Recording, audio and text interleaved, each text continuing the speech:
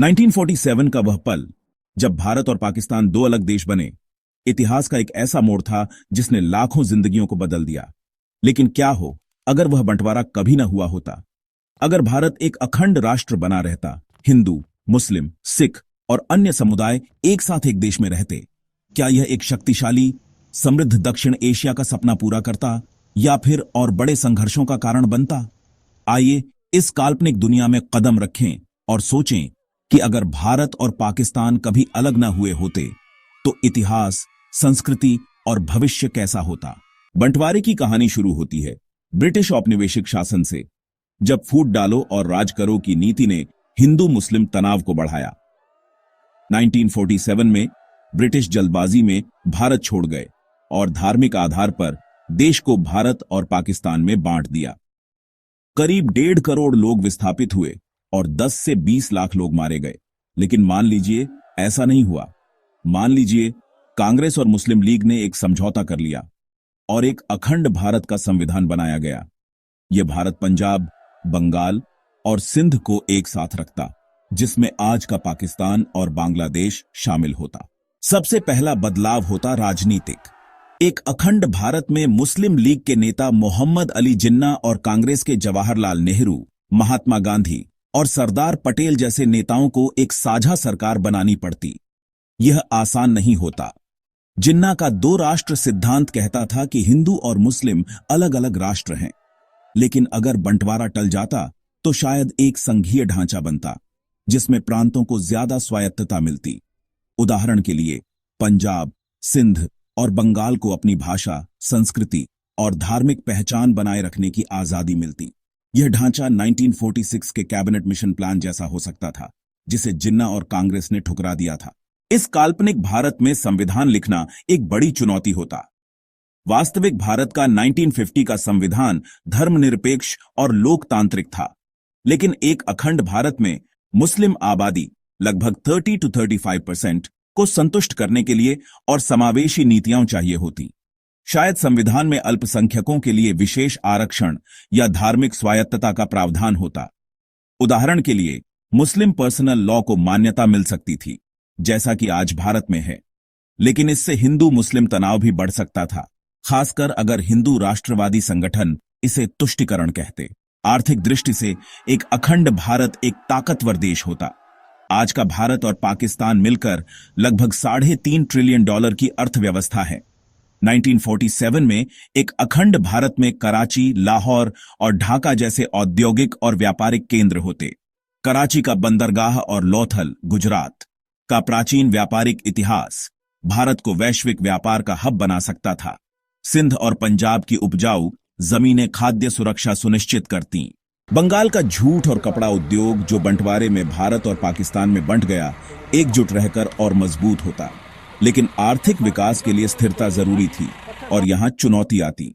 बंटवारे ने धार्मिक हिंसा को बढ़ाया, लेकिन एक अखंड भारत में भी हिंदू मुस्लिम दंगे हो सकते थे।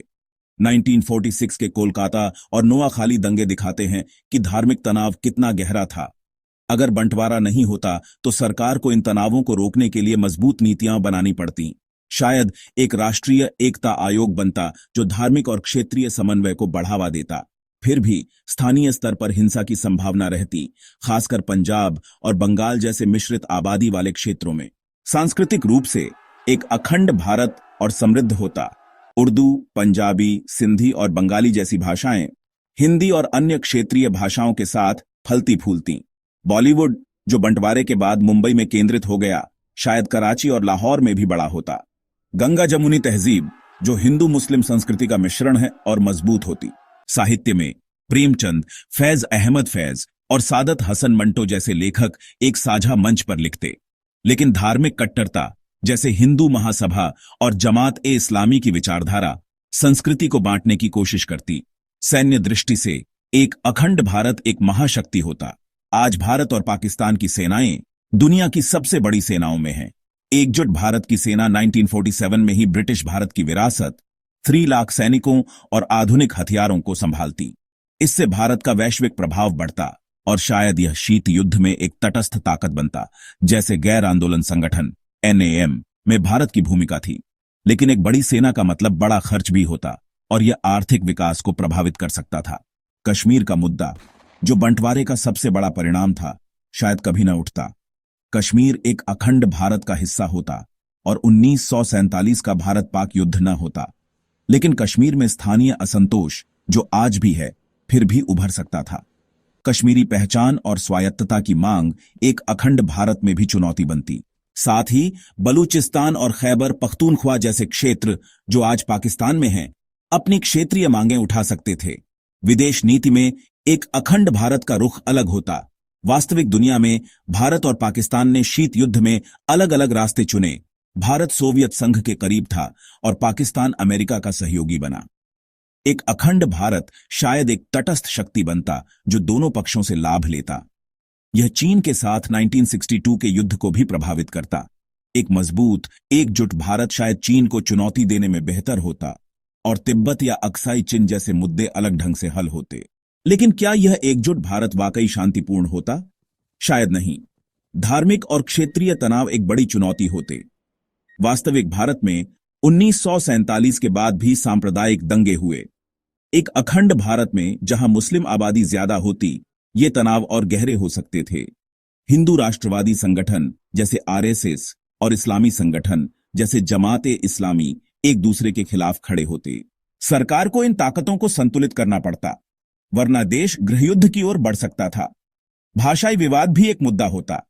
वास्तविक भारत में हिंदी को राष्ट्रीय भाषा बनाने की कोशिश ने तमिलनाडु जैसे राज्यों में विरोध पैदा किया। एक अखंड भारत में उर्दू, पंजाबी और बंगाली को भी मान्यता की मांग होती। शायद भारत एक बहुभाषी नीति अपनाता जिसमें कोई एक भाषा प्रमुख न होती। यह भाषाई विविधता भारत को और समृद्ध बनाती, लेकिन प्रशासनिक जटिलताएं बढ़ाती। आजादी के बाद का भारत सामाजिक सुधारों लाइक जाति व्यवस्था और महिलाओं के अधिकार के लिए जूझा। एक अखंड भारत में ये सुधार और मुश्किल होते। मुस्लिम समुदाय में रूढ़िवादी ताकतें जैसे पर्सनल लॉ को बनाए रखने की मांग और हिंदू समुदाय में जातिगत रूढ़ियां सुधारों को रोक सकती थीं। फिर भी एक एकजुट भारत में गांधी और आम्बेडकर जैसे नेता शायद इन मुद्दों को और प्रभावी ढंग से हल करते। आज की दुनिया में एक अखंड भारत का प्रभाव बड़ा होता। यह दुनिया की सबसे बड़ी आबादी 1.7 अरब से ज्यादा और तीसरी सबसे बड़ी अर्थव्यवस्था होता। यह वैज्ञानिक, तकनीकी और सांस्कृतिक क्षेत्र में अग्रणी होता। लेकिन इसकी आंतरिक चुनौतियां, धार्मिक, भाषाई और क्षेत्रीय तनाव इसे अस्थिर भी बना सकती थीं। शायद यह एक मजबूत लोकतंत्र बनता या फिर धार्मिक और क्षेत्रीय गुटों में बंट जाता। यह काल्पनिक परिदृश्य हमें सोचने पर मजबूर करता है कि बंटवारा सिर्फ एक घटना नहीं थी। यह एक ऐसी पसंद थी जिसने दक्षिण एशिया के भविष्य को आकार दिया। एक अखंड भारत शायद एक महाशक्ति होता, लेकिन उसकी अपनी समस्याएं होती। ये कहानी हमें यह भी सिखाती है कि एकता कितनी नाजुक होती है और इसे बनाए रखने के लिए कितने समझौते चाहिए।